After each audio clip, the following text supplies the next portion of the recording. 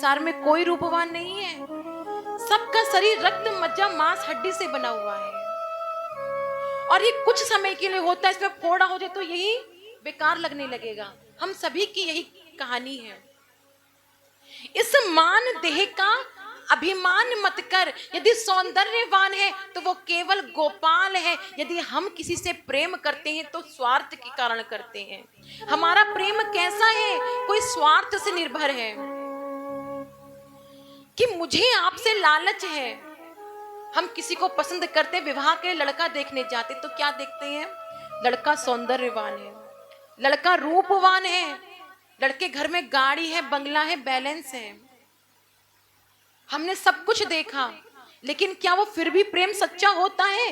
वो प्रेम सच्चा नहीं होता, स्वार्थ का। पत्नी आएगी मेरे वंश को बढ़ाएगी, पत्नी को स्वार्थ है कि मेरा भरण पोषण करेगा। इस संसार में प्रत्येक रिश्ते में स्वार्थ छिपा हुआ है, लेकिन निस्वार्थी कोई है तो वो गोविंद है।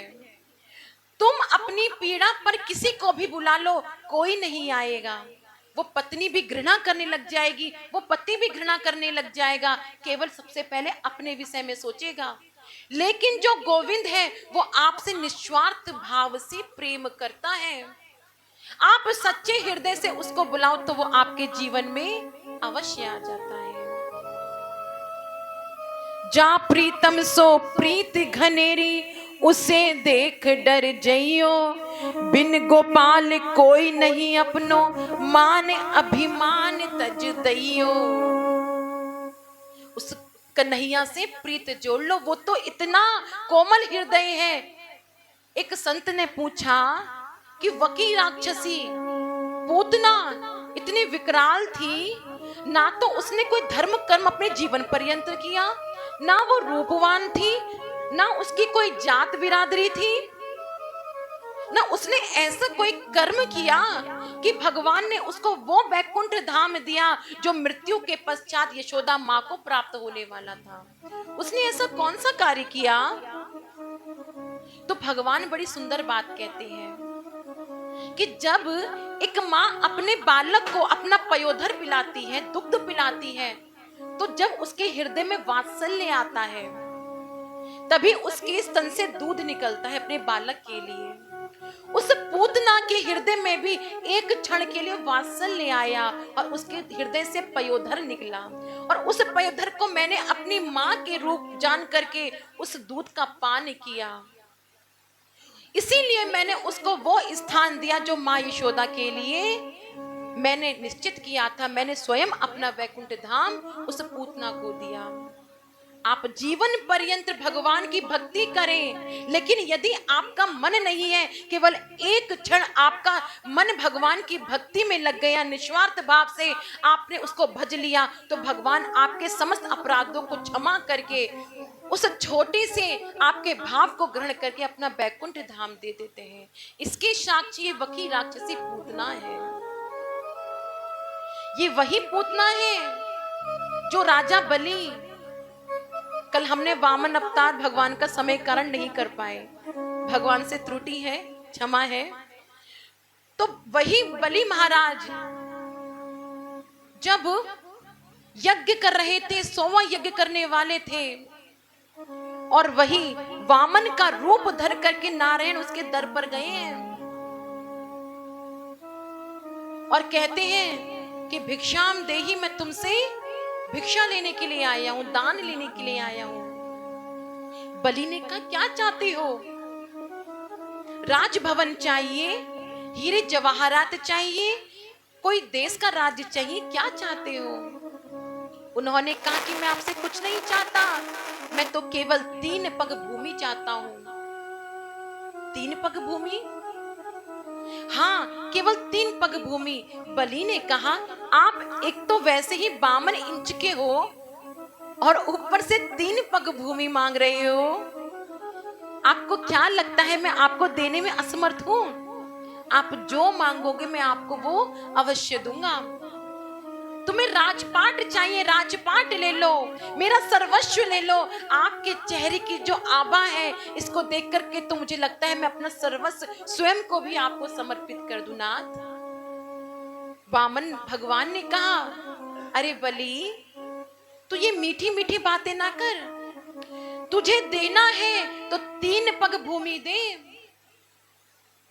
तभी शुक्राचार्य जो असुरों के गुरु थे दौड़े दौड़े आए और बलि से कहते हैं, अरे ये 52 इंच का नहीं है, ये तो 56 इंच का है, ये कोई और नहीं नारायण है, और ये तुझको छलने के लिए आया है, तू इसको दान मत दे। बलि ने कहा कि यदि आज ये नारायण है और मेरे सामने दान मांगने के लिए आया है तो समस्त संसार में मेरी कीर्ति होगी कि बलि के सामने नारायण आया और मैं उसको दान दे करके अपने जीवन को धन्य कर लूंगा। और यदि ये वामन अवतार है तो 3 पग भूमि मांग रहा है, उसको भूमि देने में मेरा क्या जाता है। शुक्राचार्य को बड़ा ही क्रोध आया, बताओ हमारा चेला और इस प्रकार की बातें कर रही तो नारायण की के गुण गाने लग गया। शुक्राचार्य ने क्या कहा कि अगर ये जो इनके हाथ में सागर है अर्थात कमंडलू है, मैं इसकी टोटी में जाकर के बैठ जाता हूँ। उसकी टोटी में जाकर बैठ गए, ना गंगा जल निकलेगा, ना बलि संकल्प ले पाएगा और ना ही इसको 3 पग भूमि दे पाएगा। टोटी में जाकर बैठ गए। बलि महाराज कहने लगे, ना जाने इस गंगा सागर में से, इस कमंडलू में से जल क्यों नहीं आ रहा है। नारायण मुस्कुराए। नारायण कह रहे हैं कि इसके अंदर जो कीड़ा बैठा है उसको हम समझ चुके हैं। अपने आसन में से भगवान ने एक कुसा निकाली, उस गंगा सागर की टोटी में डाला, तभी गंगा जल प्रवाहित होने लगा और हाथ में संकल्प लिया। जैसे ही संकल्प लिया है तभी टोटी के अंदर जैसे ही कुसा को डाला है, शुक्राचार्य की एक आंख फूट गई। मानो भगवान कहते हैं, यदि कोई दान कर रहा है, कोई दान ले रहा है, यदि तुम बीच में आओगे, शुक्राचार्य बनोगे, तुम्हारी ऐसे ही आंख फोड़ी जाएगी।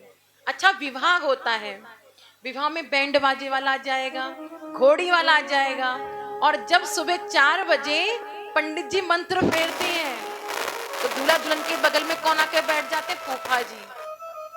और फूफा जी क्या कहेंगे? अरे 5100 क्यों दे रहा है, 3100 दे दे, मैं मना लूंगा पंडित जी को।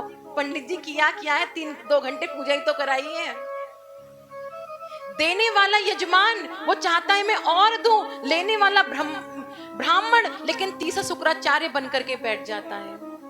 अंत में उसको ही क्या मिलता है? पाप मिलता है, उसको ही बुराई मिलती है। भैया, यदि कोई दान दे रहा है, कोई दान ले रहा है, तो इसके बीच में कभी हस्तक्षेप मत करो, वरना वही गति होती है जो शुक्राचार्य की हुई थी। शुक्राचार्य जी की आंख फूट गई। किसी ने दान दिया, किसी ने दान दिया, शुक्राचार्य ने बेकार में ही अपनी आंख को फोड़ लिया। हाथ में जल लिया है और जैसे ही जल लिया है और उन्होंने स्वस्ति वाचन बोला है, स्वस्ति न इंद्रो वृद्ध सर्वाः, स्वस्ति न पूषा विश्ववेदाः, स्वस्ति न तारक्षो अरिष्टनेमि, स्वस्ति न बृहस्पतिर्दधातु। हाथ में जल लेकर के जैसे ही वामन भगवान अपने विकराल रूप में प्रकट हुए, विराट रूप में प्रकट हुए हैं, एक पैर से उन्होंने समस्त पृथ्वी को नाप लिया, दूसरे पैर से समस्त ब्रह्मांड को नाप लिया। अब तीसरा पैर वामन भगवान कहने लगे, अरे बलि बता तीसरा पैर कहाँ रखूं। बलि दौड़ा दौड़ा अपनी पत्नी के पास गया। जब आपके जीवन में कोई कष्ट आ जाए तो सबसे पहले अपने पत्नी के पास जाना चाहिए। क्यों? जिसकी दवा कहीं नहीं है उसकी दवा घरवाली के पास होती है। घरवाली के पास गए और कहने लगे कि देवी, आज तुम्हें भगवान के श्राप के द्वारा मारा जाऊंगा। 2 पग भूमि में नारायण ने समस्त ब्रह्मांड और पृथ्वी को नाप लिया, अब मैं तीसरा पग भगवान का कहां रखूं। देवी ने कहा, स्वामी, दान बड़ा होता है या दान देने वाला बड़ा होता है? बलि ने कहा, दान देने वाला बड़ा होता है। स्वामी, तुम नारायण के पास जाओ, उनसे कहना कि हे नाथ, आज तो आपके समक्ष दान देने वाला उपस्थित है, दान देने वाला बड़ा होता है, तो आप मेरे सिर पर अपना तीसरा पैर रख दो। बलि हाथ जोड़कर बैठ गया। भगवान कहते हैं, अरे बलि, आज तूने मुझको छल लिया। तीसरा पैर बलि के सिर पर रखा है।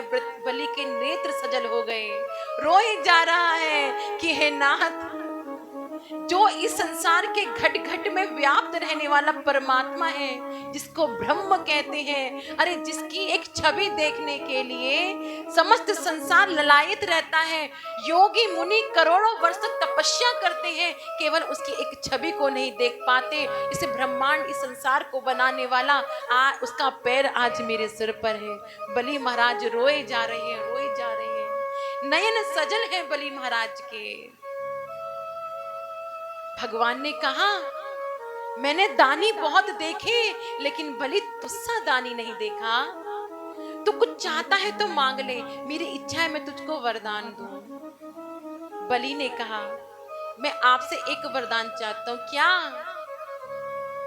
कि आप मेरे दरवाजे पर हमेशा विराजमान रहें, क्योंकि जब मैं